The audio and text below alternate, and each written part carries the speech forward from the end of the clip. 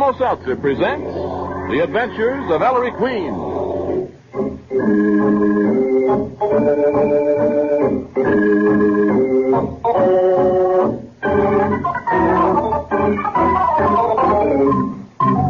Tonight, the makers of Bromo Seltzer bring you another thrilling adventure with Ellery Queen, the celebrated gentleman detective in person. Ellery Queen again gives you a chance to match wits with him as he relates another story of a crime he alone unraveled.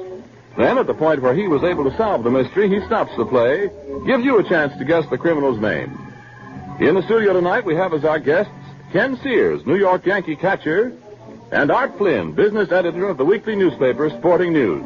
We'd hoped to have with us, too, the star second baseman of the Yankees, Joe Gordon, but he was unable to join us. However, Messrs. Sears and Flynn have accepted Ellery Queen's challenge to solve the mystery before the solution is revealed. And now, Ellery Queen, master detective, and your host for the next half hour. Thank you, Ernest Chappell, and good evening, ladies and gentlemen. In tonight's story, Nicky and I quite unexpectedly become involved in the crucial game of the World Series. I call it The Adventure of the World Series Crime.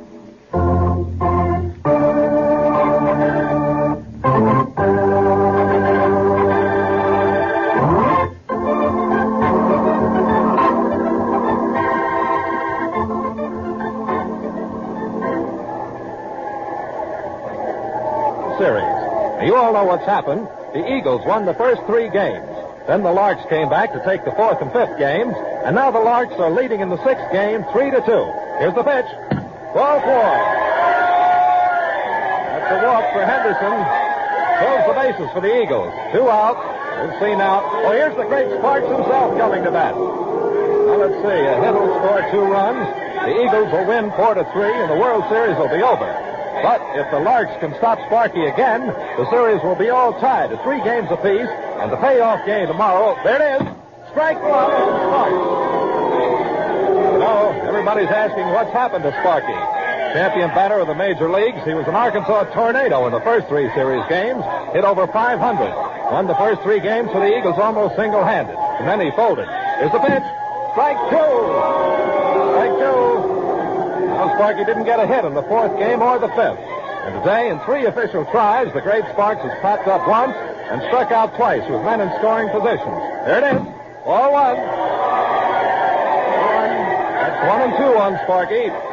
You know, there's some ugly rumors around, but take it from your Uncle Ted, they're just malarkey. You know, you've heard them. That Sparky's been drugged, Sparks is sold out to the gamblers. It's all... Here it is. Strike 3. Sparky didn't even lift his bat off his shoulder. He's out. Well, that's the game, folks. Ties it up at 3 games apiece. But what's happened to Sparks? Mr. Dayton, owner of the Eagles, wants to know. Mac McClune, fighting manager of the Eagles, wants to know. What's happened to Sparky?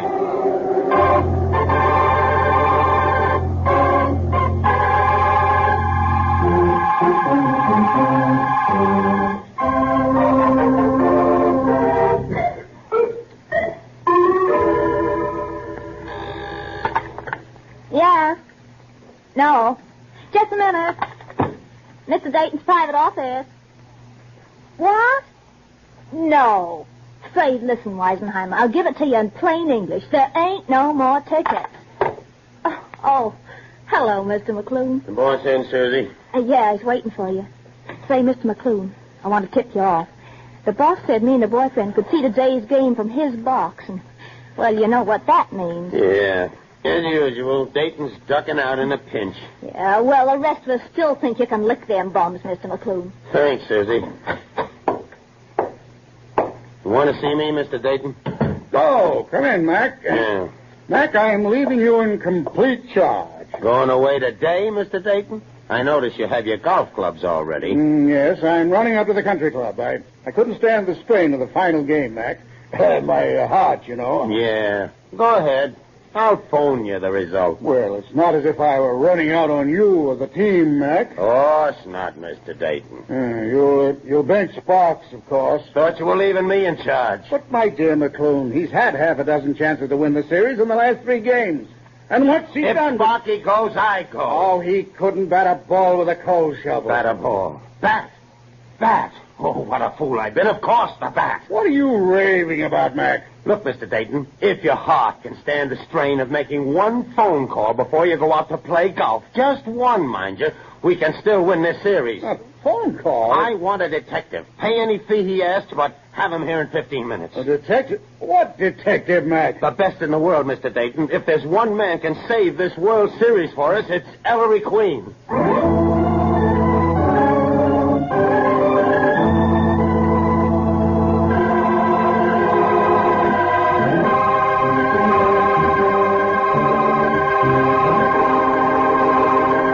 And there, ladies and gentlemen, you have the beginning of our mystery.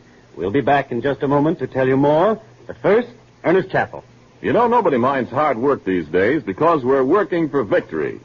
But what are you going to do when you're stopped by a common sick headache? Miss Edith Hyde of Fremont Avenue, Los Altos, California, has the answer to that. She writes, I work at the Red Cross 7 hours a day, 5.5 days a week, and spend what time I have left practicing my music. This constant work and study is quite a strain, and sometimes I get a common sick headache and my nerves feel on edge. Well, one evening, while listening to your very entertaining Ellery Queen program, I heard your clever, educated train tell about Bromo Seltzer, and I decided to try it the next time I got a headache. Was I delighted with the quick, effective relief I got. Why, in just a short time, my head felt a lot better, and my jumpy nerves began to calm down. I told everyone at the office about it, but most of them informed me that they were already familiar with Bromo Seltzer's grand help and had been relying on it for a long time. Now I'm never without Bromo Seltzer. I keep a bottle in my desk at the office and another at home. and that's a wise idea for everybody. You know, these days, you never know when you're liable to get a common sick headache. So if you don't already have a big blue bottle of Bromo Seltzer in your home medicine chest, get one tomorrow for sure.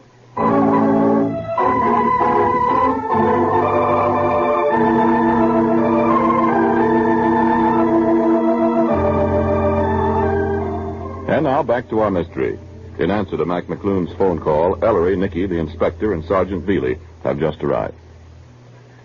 Hello, Mac. Hello, Ellery. You know my father, Inspector Queen. Inspector. Hiya, Mac. Sergeant Veely. Hi. And this is my secretary, Nicky Porter. Hello.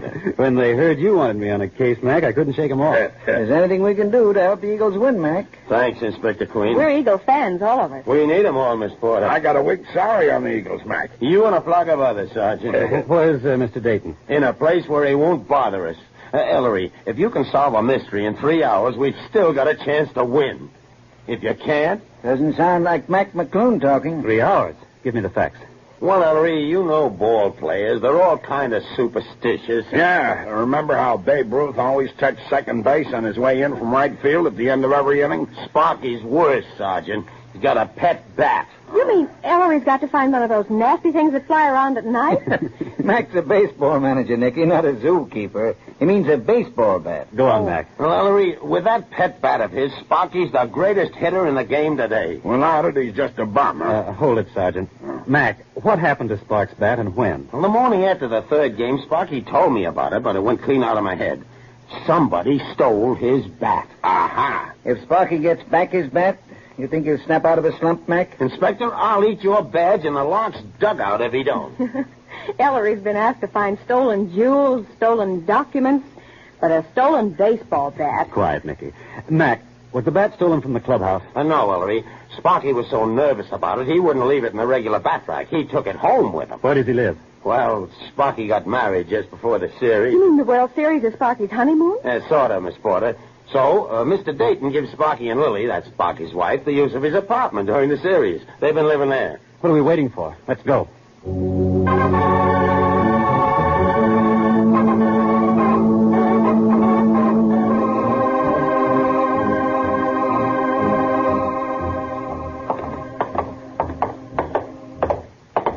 Here's Dayton's apartment, Inspector.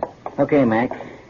Really, you park out here in the hall and watch this front door. Huh? We don't want to be disturbed. Go ahead, Ellery. Knock. Fancy layout. Oh, Inspector, you ain't leaving me out in the cold in a case like this. Lily! Yes, sir. Mac, come on in. Oh, hello, Sparky. This is Inspector Queen, his son Ellery, and Miss Porter. Howdy. Meet the missus. Lily, Hi, Inspector Sparky. Gee, it's awful good of you folks to help Sparky. I reckon I'm past being helpful, Lily. Maybe not, Mr. Sparks.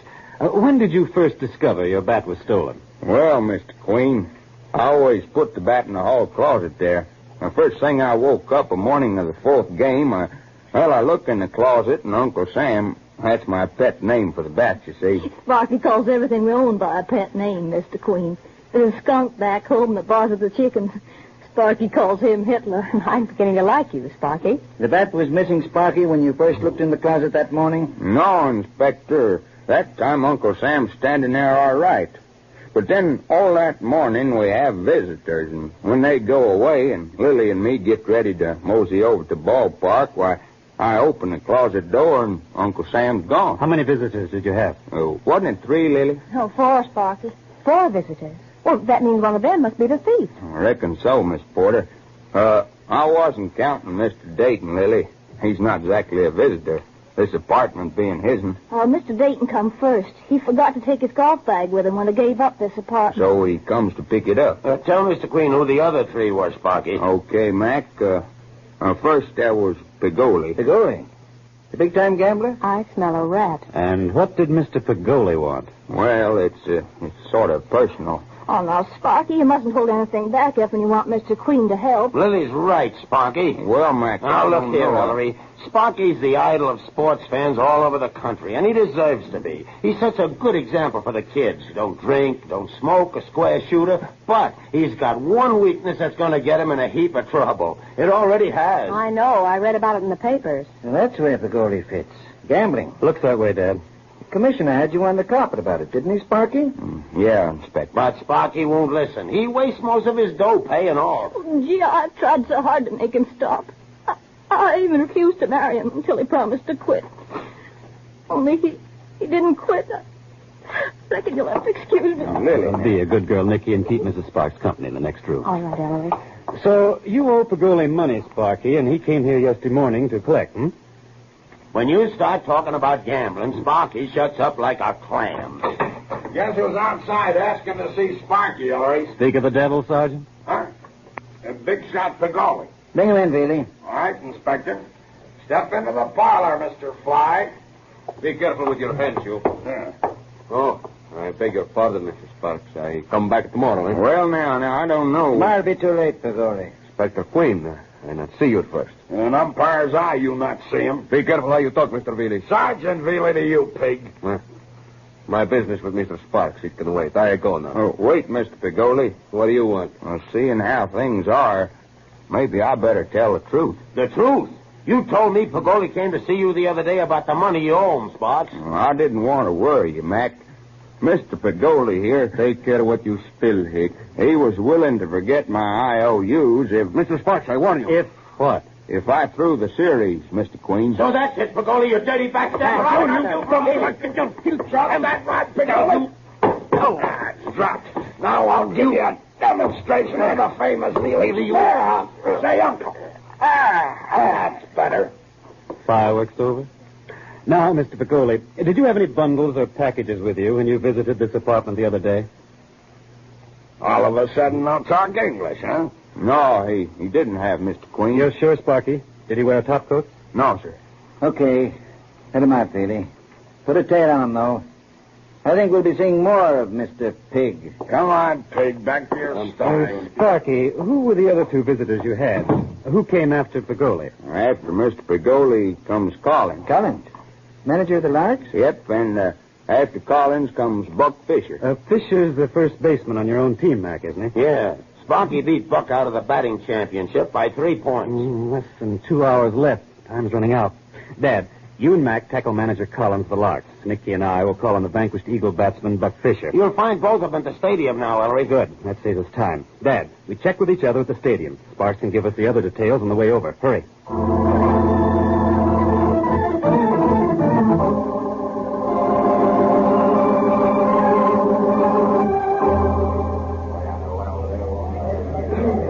Collins, we've known each other since the old Sandlot days. We don't have to spar around. Oh, what's on your mind, Inspector?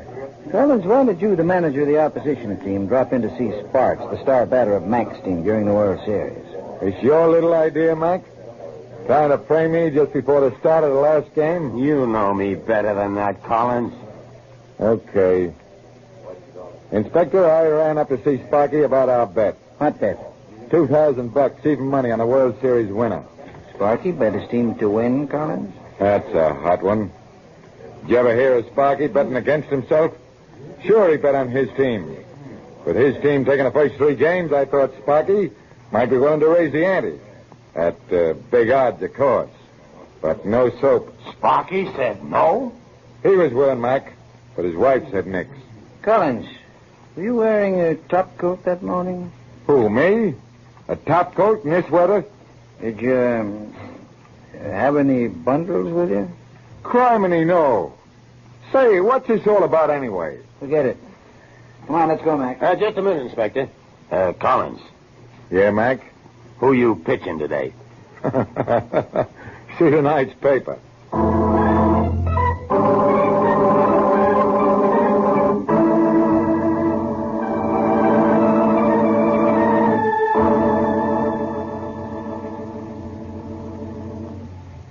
There's the door to the Eagles' locker room, Nicky. Yes, and there comes some Eagles.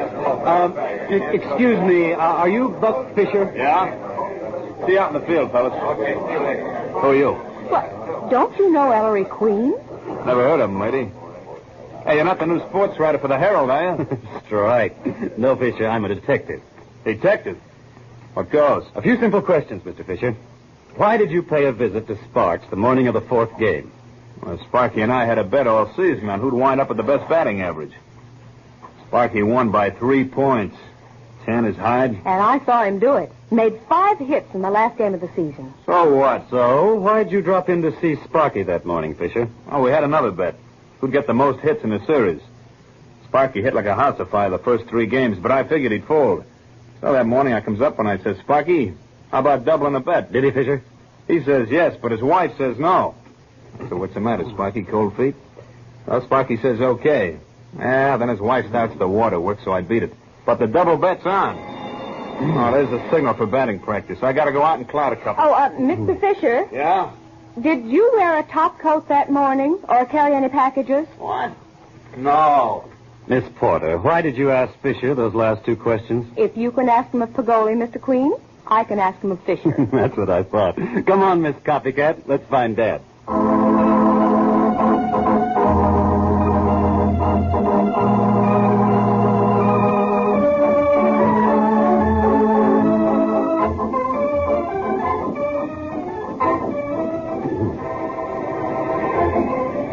Inspector, you learned exactly as much from Collins as Ellery and I did from Buck Fisher. Yeah, Nicky, a great big goose egg. Ellery, the game will be starting in a few minutes. Are we getting anywhere? Well, Sergeant. We haven't even got to first base. Ellery, we're no nearer finding that bat than when we started. I wouldn't say that, Dad. Ellery, don't tell me you know where. Yes, I know where Sparky's bat is, Nicky. There's only a 50-50 chance it's still there. Dad, step aside with me. I'll tell you what to do. Now, you telephone. Ellery and his pesky secret. Yeah. I wonder what's cooking.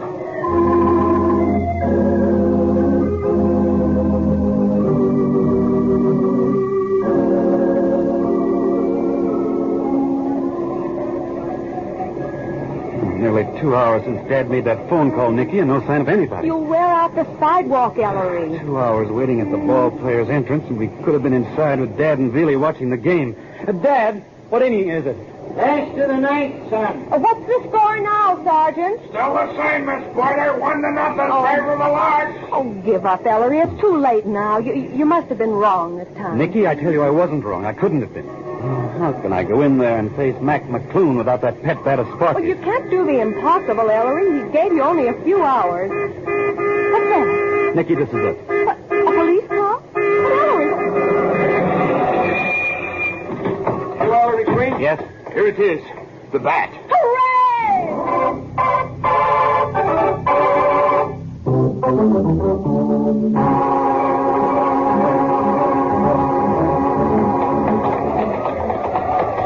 Mac, we've got it. Are we in time, Mr. McClune? By the snakes of St. Patrick, it is.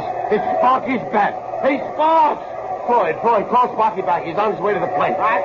For the police department. Hey, how's it stand? Oh, we're behind, Inspector. Same as yesterday. 1-0 last. The ninth bases full. 2 out and Sparky up. Sparks get a hit. Any hit will drive in 2 runs. And we win. Sparky, take the lead out of your feet. Hey, what is it, Mac? You're not benching. Your bat, Sparky. Your own bat. Here. Now go on out there and use it. Uncle Sam. Don't you worry, Mac. Good old Uncle Sam won't let you down. One side, fellas.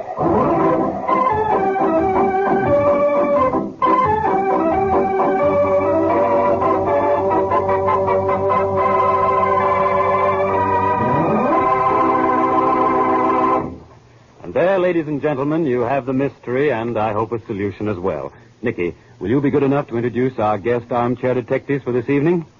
Well, Ellery, our guests tonight are certainly the right men to try to solve this mystery, because both of them know just about all there is to know about baseball. And when I tell you who they are, you'll see what I mean. Our first guest is Ken Sears, catcher of the New York Yankees and son of Ziggy Sears, famous National League umpire. You can be sure that when the Yankees meet the St. Louis Cardinals for the first World Series game October 5th, more than a few eyes will be watching Ken Sears. All right, Nicky, I'll agree the first guest knows baseball. But what about the second? Well, our second guest isn't a ball player, but that doesn't mean he doesn't know about baseball. He's Art Flynn, business manager of the Sporting News, the Bible of the baseball world. Mr. Flynn has been with the Sporting News for 16 years and has covered every World Series in that time. Mr. Flynn says that the Sporting News has a tremendous international circulation, since so many of its old readers are now in the service, but still yelling for their copies. And, incidentally, they get them. And now, Ellery?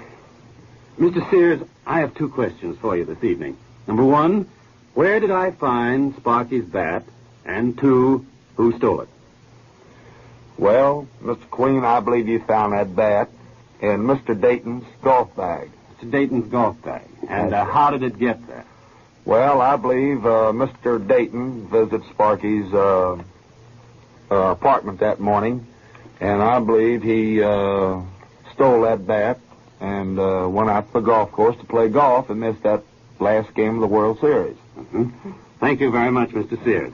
And now, Mr. Flynn, where did I find Sparky's bat and who stole it? I think I've got to agree with Ken Sears, Ellery, that he found it in the golf bag because no one had a top coat. And secondly, I'd say that that the person that put it there was Lily, the wife, because when they were talking about if he threw the series and she walked out and said no when they wanted to double his bet, it's the case of that famous French saying, cherchez la femme. Well, thank you very much, Mr. Flynn and Mr. Sears. You'll have to wait a moment to find out whether you've solved tonight's mystery correctly. And in the meanwhile, here's Ernest Chappell, who, it develops, is up on his modern slang. Ellery means I'm hep to the jive, I suppose. And all because I happened to mention to him that when you have a headache, you just can't be on the beam. In other words, you don't feel 100%. But if you're hep, that is to say, if you know your way around, the chances are that you know our Bromo Seltzer gives quick, effective relief from the 3-way misery that may often accompany a common sick headache.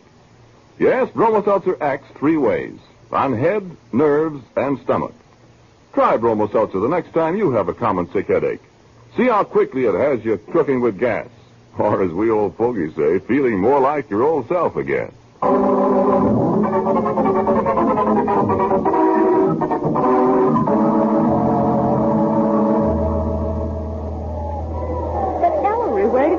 The bag. That was simple, Nicky, once I knew the facts. Only 4 people, Dayton, Pagoli, Collins, and Fisher, visited Sparky between the last time he saw the bat in the closet and the time he saw it was gone. So obviously, one of those 4 stole the bat from the apartment. Well, I said that long ago, Ellery, but which one? The important question wasn't who took the bat, Nicky, but how. How was the bat taken out of the apartment under Spark's nose without Spark seeing it? Strike 1. After all, a bat is the size of a object, 36 inches long, and a solid hunk of hickory. So that's why you asked about the packages and the top coats, huh? Right, Dad. But none of the 4 visitors carried a package or wore a top coat. The top coat idea was a shot in the dark. Actually, you can't conceal a 36-inch baseball bat under a coat. or inside a trouser leg for that matter, and still walk like a human being. Yet the bat was taken from the apartment. How?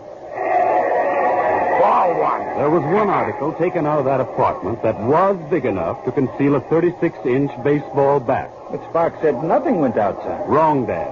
Sparks said one thing did go out. Remember?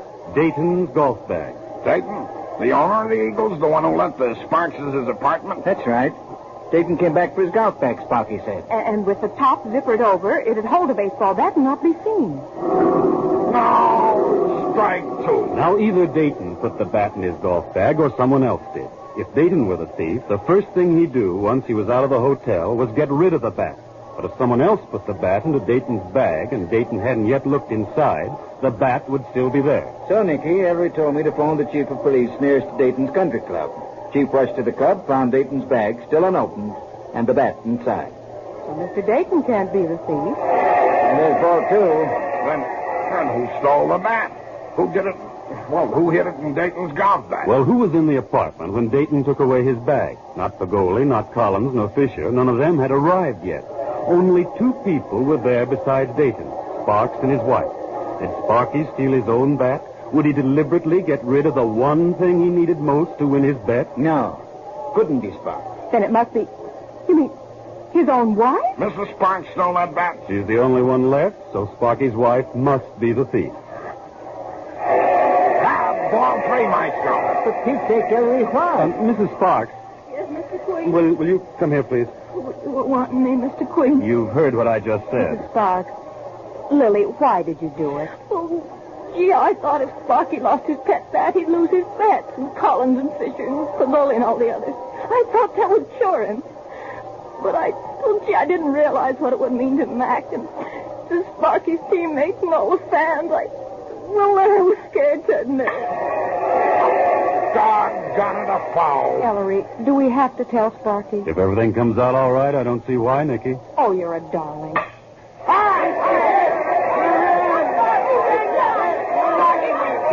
Don't forget Uncle Sam. Uncle Sam came through in the clutch, and he always will.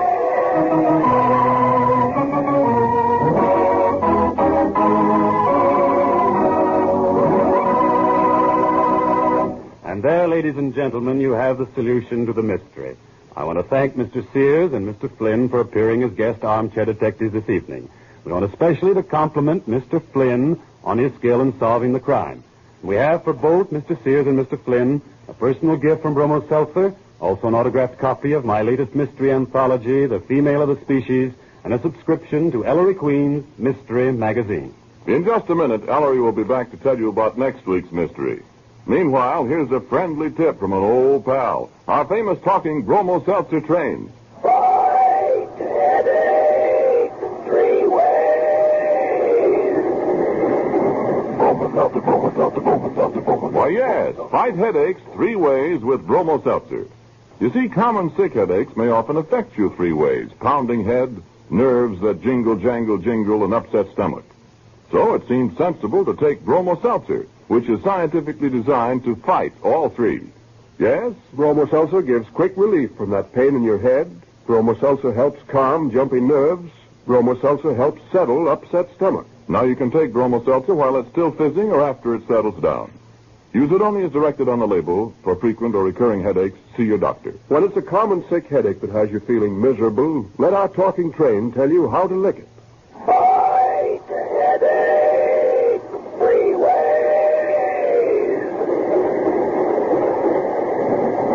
Bromo Seltzer, Bromo Seltzer, Bromo Seltzer, Bromo Seltzer, Bromo Seltzer. Say, Ellery, come on back here a minute. You got anything to say before we close up this shop? Yes, I have, Chappie. Well? Ladies and gentlemen, because you had asked for them, during the summer months, we brought you what we felt were the best of the Ellery Queen mysteries broadcast during the last 5 years.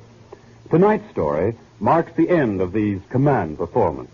For with next Saturday's mystery, we will again bring you brand new Ellery Queen adventures. VintageRadioshows.com